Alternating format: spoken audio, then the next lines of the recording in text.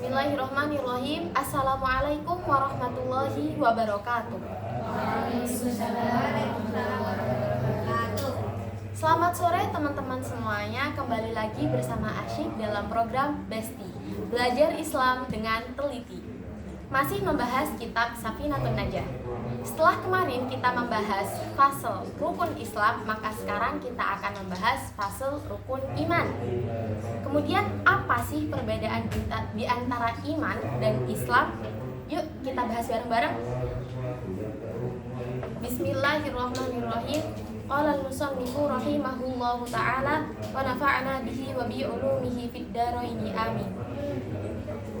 Faslun ay hadza faslun. Adapun ini itu fasal. Arkanul imani, adapun rukun-rukun iman itu sittatun, 6. Antut mina, hendaknya beriman syapaman billahi kepada Allah, wa malaikatihi dan kepada malaikat-malaikat Allah, wa kutubihi dan kitab-kitabnya Allah, wa rusulihi dan rasul-rasulnya Allah, wa bil yaumil akhiri dan kepada hari akhirat atau hari akhir, wa bil qadari khairihi wa syarrihi minallahi ta'ala dan kepada qada dan qadarnya Allah. Oke, pembahasan kali ini mengenai arkanul iman. Mari kita preteli satu-satu. Arkan, rukun, berasal dari kata asasun yang artinya dasar-dasar. Sedangkan iman secara lughah atau bahasa berasal dari kata amana yu'minu imanan yang artinya percaya, atau mutlaqut tasdik yang artinya mutlak membenarkan. Sedangkan secara syariat atau secara istilah, iman adalah tasdiqul qalbi wa id'anuhu wa qabuluhu bikulli ma jaa'a minan nabi sallallahu alaihi wasallam, yang artinya pembenaran hati, tunduk dan penerimaan hati terhadap segala sesuatu yang berasal dari Rasulullah atau Nabi Muhammad sallallahu alaihi wasallam. Nah, kemudian dari sini kita bisa simpulkan bahwasanya arkanul iman, rukun-rukun iman adalah hal-hal yang wajib kita imani sebagai seorang mukmin. Yang pertama, antu'mina billahi, beriman kepada Allah. Sebagai seorang mukmin, kita wajib percaya bahwasanya Allah adalah zat yang maha wujud, ada, hidam, terdahulu, baqa, kekal, mukhalafatul lil hawadithi, berbeda dengan makhluknya, qiyamuhu binafsihi ila akhirih. Kita tidak akan membahas panjang-panjang pembahasan ini karena Imam Ghazali pernah berkata, seseorang yang terlalu memikirkan zatnya Allah maka dia madmum atau tercela. Lanjut yang kedua, wa malaikatihi, beriman atau percaya kepada malaikat-malaikat Allah. Sebagai orang mukmin, kita wajib percaya bahwasanya malaikat Allah adalah makhluk Allah yang diciptakan dari cahaya dan penciptaannya adalah untuk memenuhi, melaksanakan semua tugas yang Allah berikan. Yang ketiga, wa kutubihi, beriman kepada kitab-kitabnya Allah. Sebagai seorang mukmin, kita wajib percaya kepada kitab-kitabnya Allah. Apa sih kitab Allah? Kitab Allah adalah kalam Allah yang diturunkan kepada Rasulnya, dan semua yang terkandung di dalamnya merupakan kebenaran. Nah, kitab Allah sendiri ada 4. Yang pertama Zabur, kitab yang diturunkan kepada Nabi Daud. Yang kedua, kitab Taurat yang diturunkan kepada Nabi Musa. Yang ketiga, kitab Injil, kitab yang diturunkan kepada Nabi Isa. Dan yang terakhir adalah Al-Quran, kitab yang diturunkan kepada Nabi Muhammad dan diperuntukkan kepada kita sampai umat akhir zaman.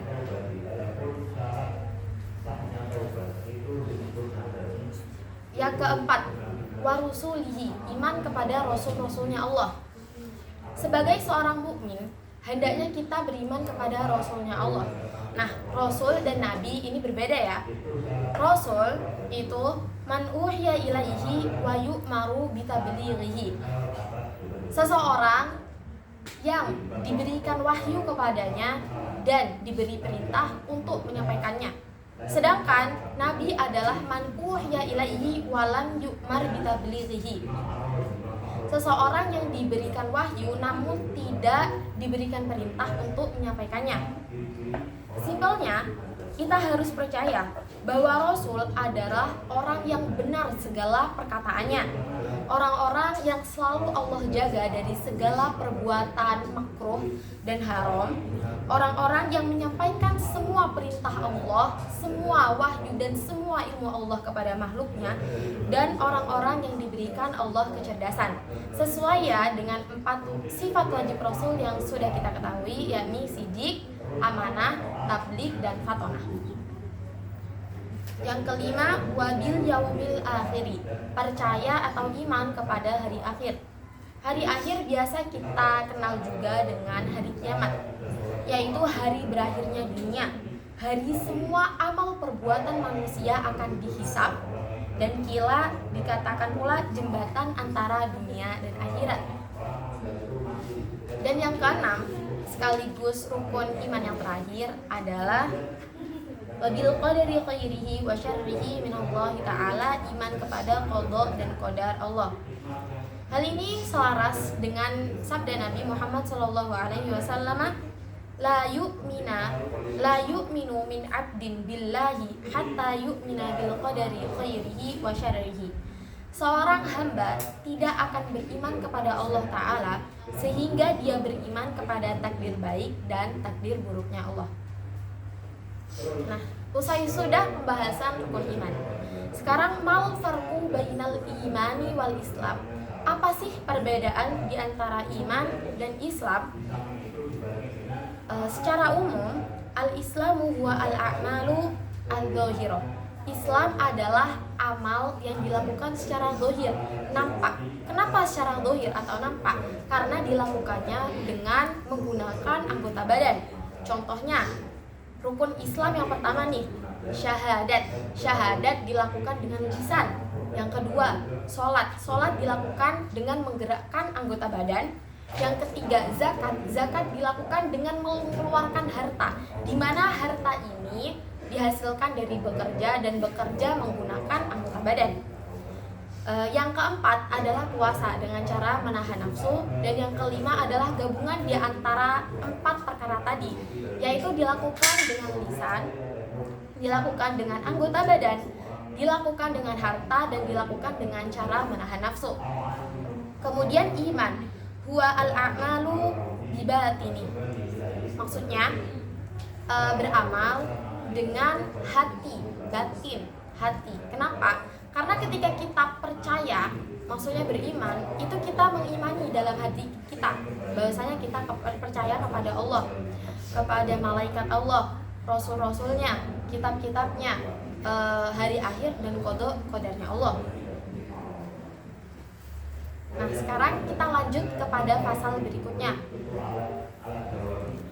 Faslun ayyhada faslun. Wa makna la ilaha illallahu, adapun makna la ilaha illallah itu la ma'buda, tiada zat yang berhak disembah, bihaqqin dengan hak, fil wujudi di dalam kenyataan, illallahu kecuali siapa Allah.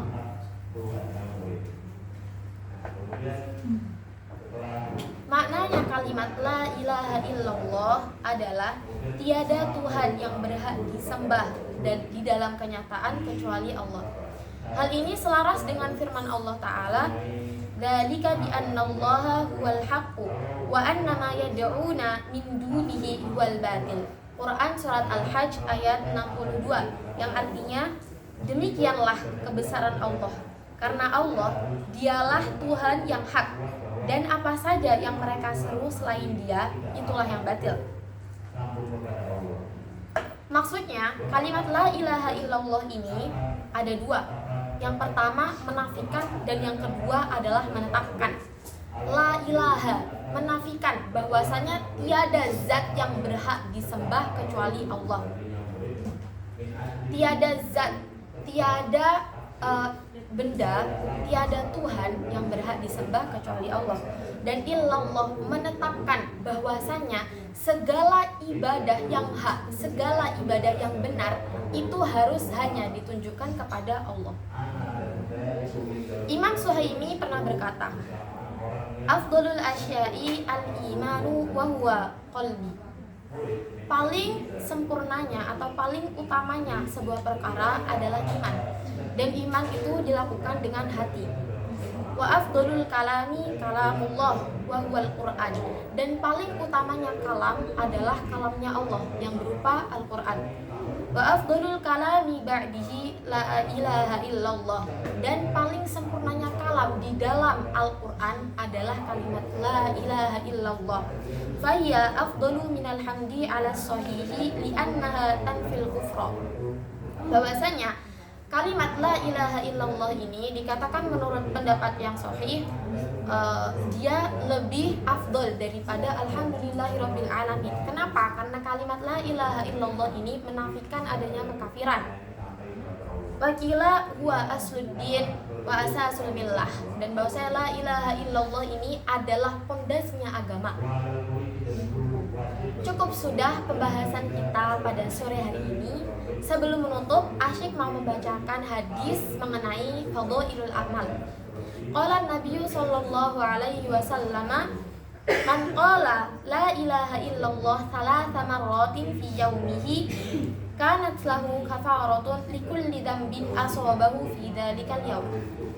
Barang siapa membaca la ilaha illallah sebanyak 3 kali dalam sehari, maka dosa yang dia perbuat hari itu akan diampuni.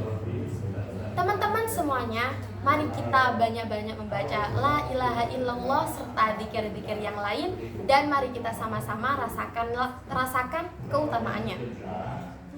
Terima kasih atas perhatian teman-teman semuanya. Semoga apa yang asyik sampaikan hari ini bisa bermanfaat buat kita semuanya. Nun wal qalami wa ma yasturun. Wassalamualaikum warahmatullahi wabarakatuh.